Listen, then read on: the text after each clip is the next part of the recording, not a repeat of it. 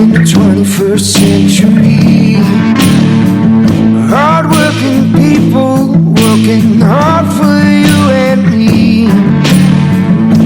Moving higher, time and time again. Through the years you'll find us here. Moving higher. Hello and welcome to Moving Iron Podcast Markets with Shawn Hackett. This edition of the Moving Iron Podcast is brought to you by Dawson Tire and Wheel, your premier ag tire and wheel provider in North America, helping people grow. TractorZoom delivering insights, and Dryshod Boots, the official work boot of Moving Iron Podcast. Shawn is a financial advisor with Hackett Financial in Boca Raton, Florida. And Shawn, there is another good reason to get some Dryshod boots out there with all the muck that's going on in the marketplace right now. China finally came to the table and bought 720,000 tons of soybeans from the U.S. here, and it looks like they also have record imports of U.S. crude, according to what we've seen so far in July. So maybe this phase one thing is going to happen after all. Well, you know, at the end of the day, we've always said, and we'll continue to say, we don't listen to what the Chinese say, follow what they do. They're great traders. Yeah, well, they're definitely great traders. So we had a huge hit in crude. We had a huge hit in soybeans. We had extremely strong U.S. dollar. We've had a decline in the U.S. dollar. So they've got this is probably one of the best values they've seen in a long time, and so they're doing what's best for them. Now, of course, we like when they buy from us, but let's put it right on the table. They're doing what's best for them. Right now, it's a good deal to buy U.S. grain, U.S. energy from us. It's a good deal for them, and so they'll continue to buy so long as they feel it's a good deal, and as long as they feel it's one of the better deals they can get in size. Right. So it makes sense, and I believe they will be opportunistic buyers for the rest of the year. Now, of course, if Mother Nature gets involved, if there's problems with the desert locust, if something starts to get them concerned that prices may be moving up substantially, they may actually buy into a rally and not wait any longer. But right now, they're feeling pretty comfortable that they'll just buy breaks and buy value until something tells them they need to be more aggressive and gun the market higher. Yep. All right, so the other thing that we need to probably address here a little bit and talk about some is there's this week, I guess, is really kind of the best way to put it. There's just been more and more and more, kind of started out with this crescendo on the weekend, and it's like fever pitch, this second wave of the coronavirus, how the Walking Dead are going to come in the fall, and it's just, it cannot, it's just getting more and more blown out of proportion. And then they're talking about... It's the playbook. Yeah, well, yeah. They already had these press releases written 2 months ago. Yeah. Oh, as soon as we're out there, we're going to wait a little bit, and then we're going to come out. That's just their nature. Yeah. I follow visits to the hospital due to coronavirus-like symptoms. Right. The problem with the numbers is every week we're testing more people than we did the week before. Yep. We're testing twice as many people now than we did a month ago. So does it mean there's more cases, or we're just actually able to test more people and say that more people actually have it? They may have already had it. It's a very hard to say if we're doubling our testing, and let's say 20% of the people have it, and we can test twice as many people. We're going to say we know twice as many people have. It's really you got to follow who's sick enough to go into the hospital. Yeah. And they're at the lowest levels they've been all year long. Yep. So until that number starts to shoot up, I don't view any of this as anything other than media hyperbole, I call it. Yeah, I agree with you, because it's been the exact same thing. You start looking at the number of hospitals and stuff that they have out there and the employees that they're furloughing because there's not the revenue to keep them employed. It tells me that there are not that many people going. It's not a hard thing to figure out, right? So it's not discounting. And if you look at the daily deaths, right? If you look at they're at the lowest they've been all year long. Yeah. So I'm really, we just talked about before we started about how the stock market just went straight up and nonstop and forge ahead. I just think the market sometimes just looks for an excuse to sell off. It just looks for a reason because you got too many people, too many short-term traders, too many people with leverage that bought into the late part of the rally, and it was just time for a setback, and the media will say it was the Fed statement that didn't go right, or it was the rebound effect. In the end, the stock market just got ahead of itself and needed a good setback, and it got it yesterday. Yeah, well, they got it. They got their setback for sure. What was the Dow down 2,000 points yesterday or something like that? Yeah, pretty close. Yeah, it was a good one. The idea that the coronavirus isn't a big deal is not true, but the fact that they're overhyping stuff I don't know what they're doing. I don't get it. I don't know why there's this need to keep everything shut down.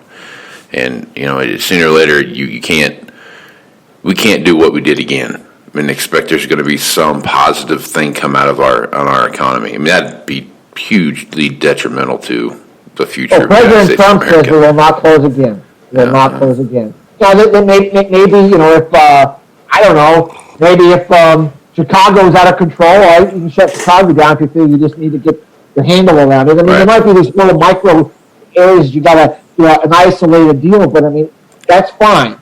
But shutting everybody down again is not an option. Agreed. Oh, definitely agreed. So let's talk about the desert locust thing for a minute. I was going to bring that up. So when you take a look at what's going on in India right now, you've got this locust that's going through, and it's just the pictures I've watched on YouTube, the videos and stuff of these swarms of locusts coming by, and it looks like a dust storm coming across the sky, but it's actually just these locusts, and they're wreaking havoc on anything and everything from rice to sugarcane and everything in between in that part of Asia. So I guess you take a look at what's going on with sugar. Here we're coming off of a record low U.S. sugar market. When it came to sugar beets, the amount of sugar beets got processed and turned into sugar, and then the overall world sugar market had some pretty big downfalls as well. Now you're going to throw this on top of it. So talk to me about sugar and what you see happening there. Well, I mean, we had a huge shortfall last year in sugar globally, not only in the U.S. And the sugar prices were taking off before the virus hit, as you know. Well, I think we rallied from like 10 cents all the way up to 15, almost 16 cents, and then, of course, sugar market crashed like everything else. So long as we can get the energy market back to that $4 area, which we actually hit before this little setback, that brings ethanol back into Brazil, and that brings some of that extra sugar that was being produced because ethanol was not economical off the table, and that kind of takes the bearish punch bowl away from the bears and puts the sugar market back on we're really on the edge of not having enough again. So we already know that the desert locust has been spreading in India already, even during the time where it wasn't really, it hadn't really gotten its rooting in there yet. And we know that if you follow the way that these desert locusts lay their eggs and spread and then lay more eggs, it grows exponentially. And the period for the most rapid expansion of the desert locust in India is the period from now until the end of June. I mean, that's where they're going to lay their largest amount of eggs, and they're going to have the greatest amount of insect infestations. And given that they only have a foothold in pretty much a good portion of the northern half of India, if you've seen some of these swarms, they're bigger than New York City. Yeah, they're massive. They're massive. Yeah. So we really believe that by the time we get into July, it's going to be very, very obvious that crops that are grown in the northern half of India are going to be in trouble. And that's things like rice, that's things like cotton, that's things like sugar. And these are big crops that are grown in the northern half of India. And we think it's going to be a big market mover. It's a non-weather related event, which is unusual, but nonetheless, it has the impact to be even a much greater impact than even a weather event could be, because it would be so devastating and so widespread. I mean, there's really nothing you could do to stop it. I mean, the only way you could stop it, Casey, is you'd have to be preemptive. You'd have to have, spraying all these eggs everywhere. And of course, don't forget, they shut the whole country down in India. It's mass chaos there, right? There's nobody watching the ship on this desert locust. That that opportunity is too late now. The eggs have been laid. The infestation is ready to come. There's really nothing they can do to stop it now. The way we see it. Wow, that's good news from Shawn Hackett. It's not good news. No. My job is to tell the truth, price right? forecast and tell the truth about what we're seeing. And it's going to happen whether I say it or not. But if you're in crops that are grown in the northern half of India, I do think there's going to be a big price reaction, middle to latter part of the summer on this. And so it's something to pay attention to, because it's one of those things, no one's going to talk about it, and then one day you're going to wake up and boom, you're going to get this big reaction, and everyone's going to wonder, like, where did this come from? How come we didn't hear about this until now? That sort of thing. Yeah. Yep. All right.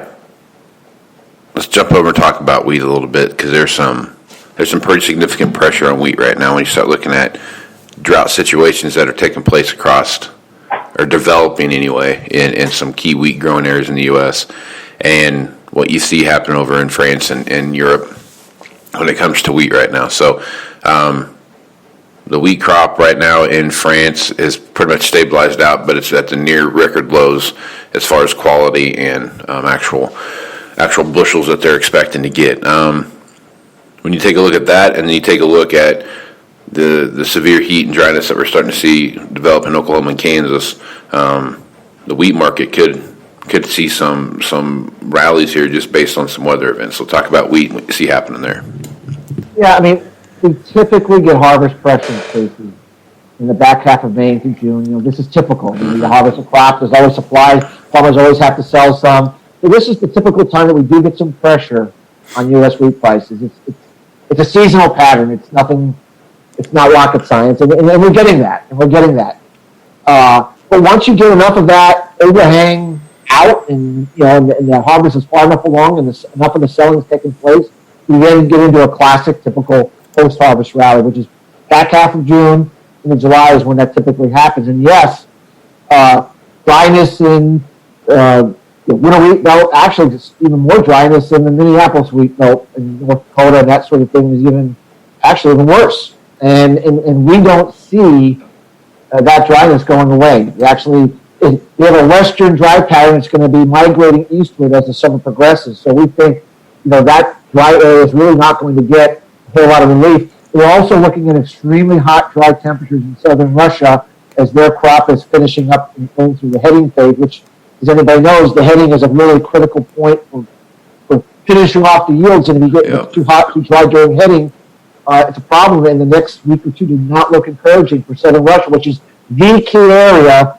for winter wheat supplies for export. So we think once this harvest pressure is over, which we think it's pretty close, Casey, we think there's going to be reason to have this market see a big comeback in and see some better prices going forward. So. Yep, and there's a fair amount of wheat around here that is in that phase of coming along, and there's been some of that too. And also you throw some freeze events and stuff like that, some colder weather that kind of hit it earlier. So we could have a run here just based on what we see happening in the weather. So now let's jump over and talk about ethanol. I think is one we should bring up as well. You're starting to see the price of gasoline is coming up parabolically. I mean, every week over week, it's just, I think it's about 50 or 60 cents higher now that has been since it kind of started reopening everything back up. Ethanol's come along with that. More and more ethanol plants are coming on, and corn price is starting to kind of react to what you see happening there. It feels like we'll run up 6 or 7 cents one day, and then the next couple of days they kind of sell it back off, and then it goes back up and kind of sells it back off. So I don't know if there's some law in place right now that corn can't get above 333, but it seems like that's the point that it keeps coming back. But it can't get below 327 either, so it's got to be somewhere in there that's got to make it work. So I guess talk about what you see happening in the corn market related to ethanol. Well, we've got 20 cents off the lows, and we found this initial barrier, as you said. Right. And that's fine. I mean, somebody's got to sell, and it's part of how the market works to stay high. But we have turned higher. That's the most important thing. Despite abject, hysteric, bearish sentiment, we've actually turned the market higher. Of course, we're also watching weather, but the market has gotten comfortable that we've off to a great start. crop is advancing. We had a USDA says we had a good crop rating, starting off, and so everyone is worried that the crop's going to be good, and that's typical. You always think the crop looks great in the first half of June. It always looks good in the first half of June. What we're worried about, Casey, is when we're looking at our weather for corn. I mean, obviously, the most important weather period is during when the majority of the corn is going to pollinate. This year, most of the corn is going to pollinate between July 1 and July 15 because it got in early, had some good heat, it's moving along. So most of the crop's is going to pollinate in that window. We're seeing some extremely hot temperatures coming in during that critical time. So what it means for the West, because you've been lacking the moisture, that means hot, dry. We know what that means. It means that could be a problem for pollination. But what happens in the center, the east part of the country, is this Gulf moisture, because it's going to be an active hurricane season. We're getting this Gulf moisture pumping in, and we're going to have what we call very, very warm, humid nights in the central to eastern half of the Corn Belt. And anyone that knows about how important it is for corn to respirate in the evening to maximize pollination, one of the worst things you can do is have warm, humid evenings for corn pollination and not allow the corn plant to respirate. We had this problem in 2011, and we had catastrophic declines in yields in those areas that we had this extended period of warm, hot nights that didn't allow the pollination of the corn crop to proceed correctly. We see that being a very big problem in the center to eastern half of the Corn Belt because of this churning of this Gulf moisture in the area and the heat pumping up. Think of it as a greenhouse. You can have a steam room greenhouse effect at night, and it's just not what you need for really good pollination to occur. So we think that's going to be adding to this increased demand for ethanol. We see there's going to be some great concern that maybe this 178, 180, 182 yield that's a guarantee right now, maybe it's not right. And maybe we need to put in some weather premium here to factor in that maybe these yields are going to come off. And, that could give this corn market a head of steam, especially with the speculators up to their eyeball short the corn market right now, thinking they're going to make their yearly gains being short corn. They could be up for a rude awakening. Yeah. So, yeah, they've got a big number out there. They keep floating around on the corn, like you just mentioned. I mean, I don't know. I think that this planting season was relatively easy comparatively. There was some neck of the woods where there was some big issues that they had to worry about and things they had to kind of keep in just rain and some cold weather and those kind of things. But if you look at some areas of like Iowa of Illinois, for example, for sure they had some cold weather and the corn is way behind where it should be right now. So, I mean, not to say they can't catch that back up with some warm weather and some moisture and stuff, but they're just not starting off to that good of a start for sure. So there's some issues out there for sure, and like always, they are always shooting for the moon right out of the gate. Casey, I've been doing this for a long, long time. It's always a record crop in the first week of June, first half of June. Always a record crop. It's always going to be person. It's always all over. There's no hope, no future. Every single first half of June, a razor blade's a better solution to your farming woes than anything else. And every year, they're typically proven incorrect in most years. Every once in a while, you do get the perfect year. Everything is just right. But more often than not, that is not how it turns out. We do not believe we're going to see a Pollyanna year for corn yields. We don't think it's going to be a disaster, but we do not believe we're going to have a top-end, bin-busting crop year. We think it's going to be, modestly below trend, and that is, and with ethanol not being, the death of ethanol being greatly overly exaggerated, all these spreadsheets and the landing stocks are going to have to come down. And that means that the price that they've been pricing corn at based upon these 3.3, 3.4 billion bushel carryouts are too low. The price is too low. So.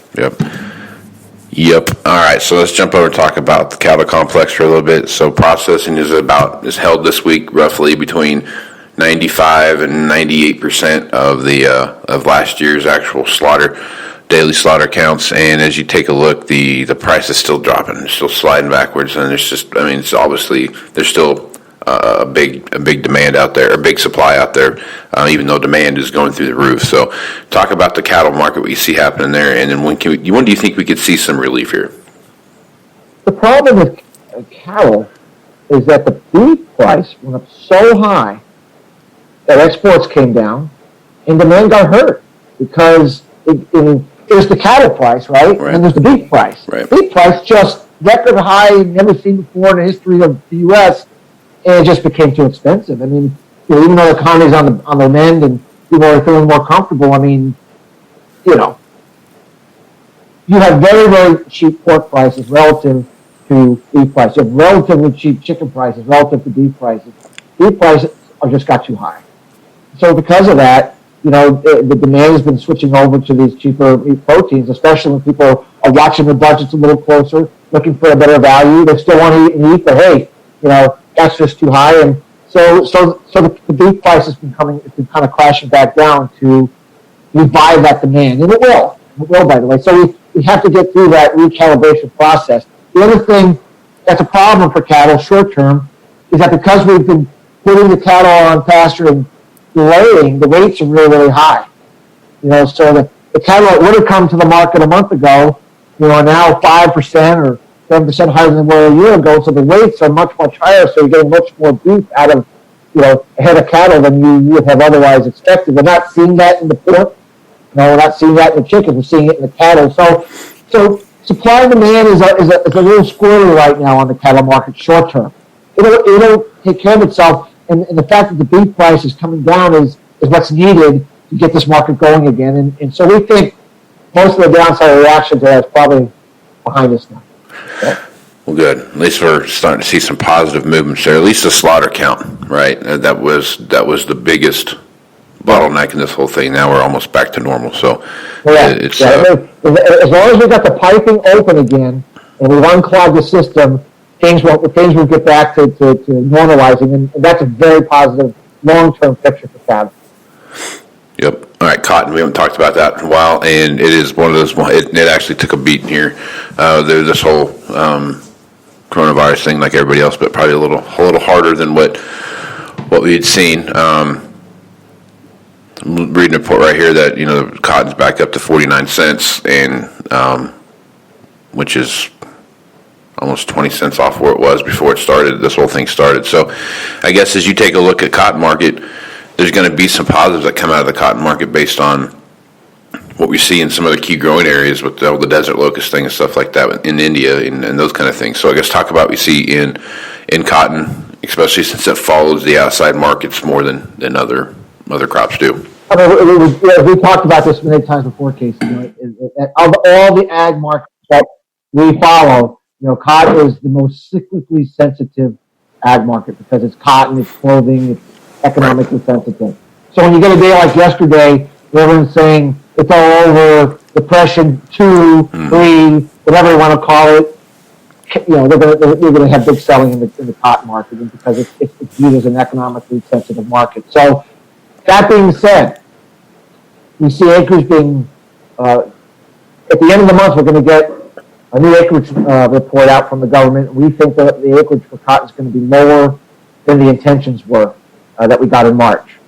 That's the first thing. Second thing, we know that the desert locust is in Gujarat, which is the key Indian territory. The majority of the cotton is grown. We already know that the desert locust is already spread there. Already, before this next round of egg laying and proliferation. So we think there's going to be huge problems in Gujarat for the desert locust and what it means for production there. Not to mention the fact that India's in such chaos right now because they shut 1.3 billion people down, and they don't have the market workers. It's such a disaster there that we just think harvesting, growing, getting back to market, it's going to be really, really difficult to see India being a major exporter of cotton, and China needs it. China needs good, high-quality cotton. They don't grow good, high-quality cotton in China. They grow middle, lower quality, so they need India and China and U.S. higher quality cotton to mix in so they can produce what they want. And so we're pretty optimistic that once we get through this schism we're in right now, where everyone is saying, it's the the economy's terrible again. Once we get through that emotional thing again, cotton should be back on the mend again. So we would think that there's going to be, maybe it's not quite yet, but there's going to be an opportunity for cash buyers of cotton to reload again. So. Yep. This, the news just needs something to talk about, I think, most of the time. I think they're going to ride a horse till it's dead and they've beat it to pulp. So I feel like that's kind of where we're at right now with all the stuff that's in the news, to be honest with you. Here's another interesting thing if you just think about it. Remember, all the discount trading houses for stocks charge no commissions now. Oh. You can borrow money on margin at almost 0%. Almost nothing. So, all the casinos are shut down. I'm not saying this to be funny, but so you have a whole bunch of people that love to gamble, right? Yeah. And they say, wait a minute, I can trade for no commission, I can borrow money for almost nothing, and I can feed my need for gambling in the stock market, which is moving around like crazy. Maybe I win, maybe I lose. I just want to be in the action. And so, there's a lot to that. If you look at how many, we can actually follow how many accounts have been opened in the last 30 days, 45 days in these, it's parabolic. Huh. So there's a casino, it's kind of a casino environment going on right now in stocks that we can't deny is there, and I think it's part of why we're seeing some of these moves that seem to be happening. The media is trying to come up with a reason for it, but the reality is it's a bunch of gamblers saying, it's time for me to cash my chips in. Yeah. Yeah, that's true. I never thought of it. That's basically what stock market is. You're gambling on one way or the other, right? On some educated guesses that it's going to do something. So yeah, that's a good point. Never thought about it like that. Yeah. All right, one last thing. Let's talk about, we already hit on that. I was going to say we could talk about the export report from yesterday, but obviously the Chinese kind of blew that out of the water with them buying soybeans. So I figured that pretty much sums it up. So we'll leave that one be. Yeah. So I guess with that, Shawn, good stuff as usual. Folks want to reach out to you and ask some questions about what you have going on, or just get some more data about what it is you do over there at Hackett Financial. What's the best way to do that? Our website at Hackett, Hackett, advisors.com. There's podcasts, there's interviews, there's sample downloads, all kinds of things to see what we do and to see if what we do might help some of your listeners in the ag market. Right on, man. Well, I'm Casey Seymour with Moving Iron Podcast. Make sure to check me out on Facebook, Twitter, and Instagram for all the latest podcast episodes that get dropped there, as well as some blogs that I've been writing. Also check out movingironllc.com for the latest Moving Iron podcast information. And check out the Global Ag Network and the great podcasters out there as well. If you are in the equipment business and you're trying to figure out what the best way is to find your way through the ever-changing auction marketplace and seeing the trends that are developing there, make sure you check out what's going on with that over at TractorZoom. It's an amazing format that really makes it pretty simple to figure out what's happening in the auction market. They got 400 different auction companies that are reporting to them on a daily basis as to what's happening in the auction marketplace. So go check them out. It's a big opportunity there for you if you're in the equipment space at all. So I guess with that, I am Casey Seymour with Shawn Hackett. Let's go move some iron, folks. Out. Moving iron in the 21st century. Hard-working people working hard for you and me. Moving iron time and time again. Through the years you'll find us here.